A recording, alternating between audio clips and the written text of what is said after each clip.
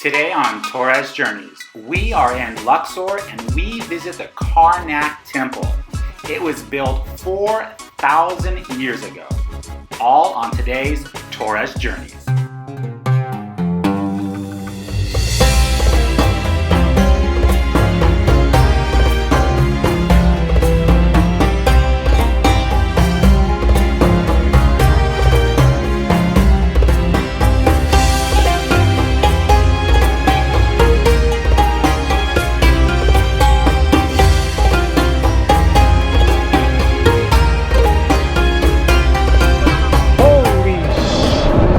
Right now we arrived to Karnak Temple. We bought our tickets for 200 Egyptian pounds each and we're gonna go check it out.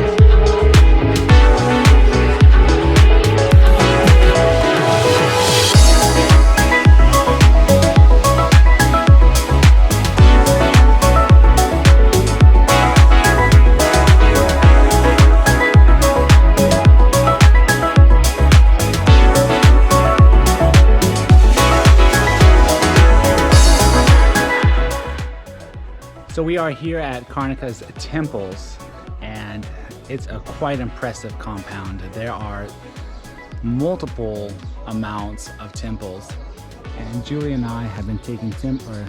We've been taking pictures, and we had a tour guide earlier to kind of explain the architecture, the design, the hieroglyphics, and so now we're just kind of walking around, taking it all in, seeing different areas and taking some pictures.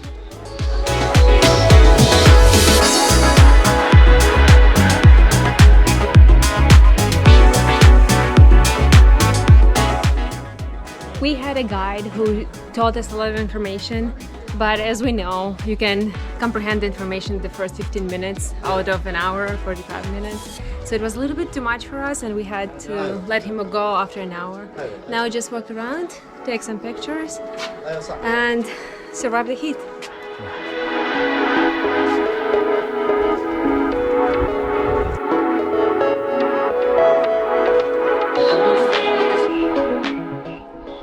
In Luxor, this is actually called sandstone.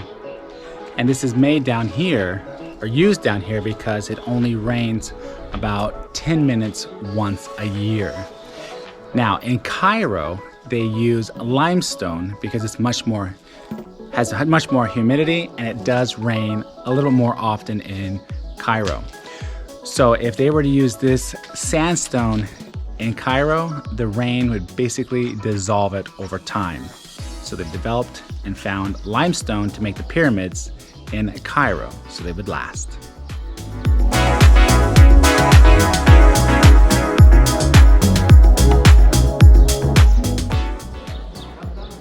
Karnak Temple was built 4,000 years ago, but it took them 2,000 years to build it. It is the biggest religious area ever made in Egypt. It's actually not one temple. Karnak Temple is 21 temples in one area. We're wrapping up our tour here at the temples, and probably when you come here, most of the time is going to be spent in the column zone. Is that what he said it was? Where all the columns are. It was one of the largest ones here in Egypt at the time. And honestly, that's probably where most people spend the most time looking around, taking pictures. So you probably could do this place under an hour if you came in and did some pictures, looked around, up to 2 hours if you really wanted to get in depth with it. And we spent about 2 hours. We had his time with our guide, taking pictures, and he just shows us and tells a lot of neat things. But once we got into the columns, and after that, it kind of fizzled for us real quick. So we're actually gonna go get back in our car, have some lunch, and go back to the pool. So if you come here, give yourself about an hour and a half with pictures, and your main focus will be where the columns are. And come early in the morning. The Definitely. temple is opening at 6 a.m. Be here at 6. At 8 it gets hot. Yeah, and it's much better with the pictures in the morning. So that's it from here. Thanks. After visiting the temple, we came back to our hotel and we're gonna go dive in that pool. As Ralph Smart says, we're diving deep on this one, my deep divers.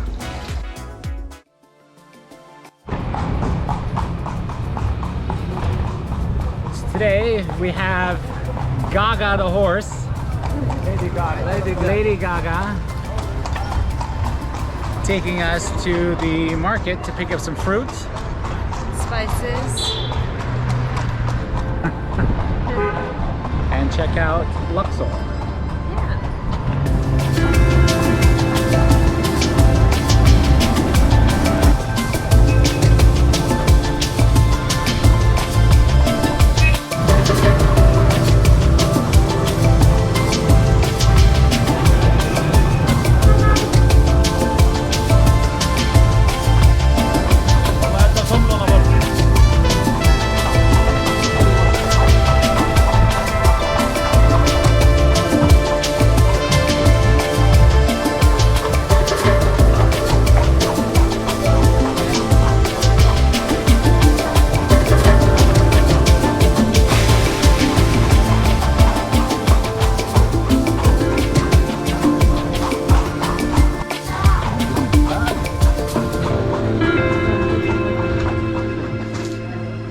Gonna go in? Yeah. We're at a spice market. What are we gonna buy here?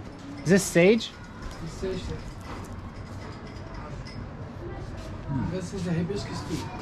Hibiscus, yes. Think you asked me like this is a hibiscus tea, Nubian tea. Okay. This is very good, madam. If you have any bacteria but adria, is good tea. And this is a hibiscus tea, the red tea. Yeah, we've had that. That's good. And this curry. Okay. This is ras hanout. You know the ras hanout, madam? It's a mix of spices, 24 kind. Mm. And this curcuma, Egyptian saffron. Okay. And this the red is the Iran saffron. Iran saffron, Egyptian saffron is good, madam, for rice, good for the cake, for gato, for chicken. And this? Oh, this is the vanilla. Mm. And that's what we speak about cinnamon powder, ginger powder. And this mix of spices, ras hanout, is very good for couscous, for rar, for tagine, for the meat. This is an orange tea, mango tea, apple tea, banana tea. You like smell? Yeah. Banana?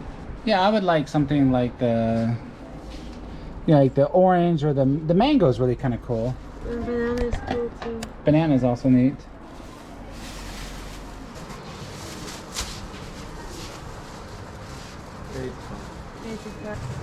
So this is 85 Egyptian. See, it's quite expensive. It's too much. Less now? No, but I mean, this should be. I mean, this should only cost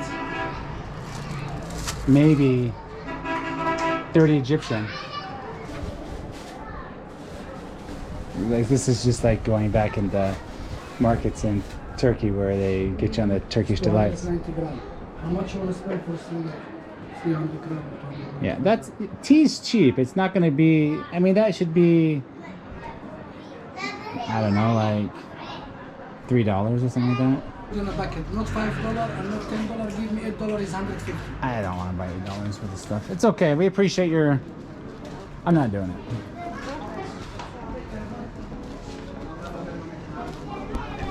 That's how they get you. They bring you in there. They tell you it's going to be all cheap, and then you overpay for everything. I'm just not up for it. Just constantly, they get you on this tour, and then they want to sell, overcharge you for everything. Yeah. I just don't want to do it. This is the thing, they get you, and then they take you to their friends, their cousins, and it's just, next thing you know, you're just overpriced for everything.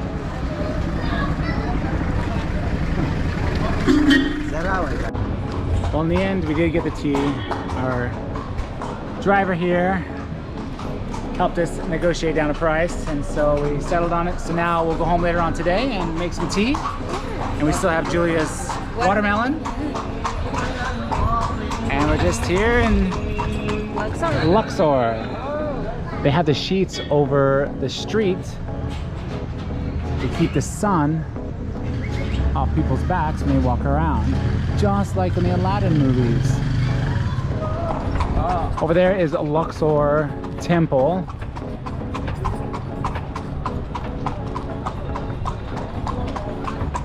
We chose not to go to Luxor Temple because we went to the other temple, and Luxor Temple you can actually mostly see it from the road, and pictures look better in the other temple. So since you can't do everything, we're going to skip this one and take a look from the outside.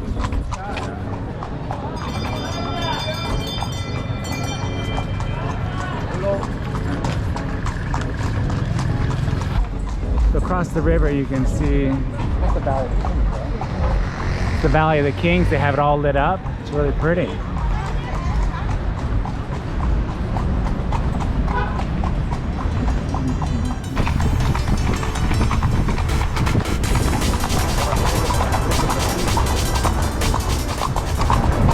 And that's pretty much it right there. The nice tour.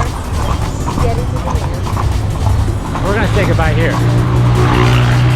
Enjoy our tea later on.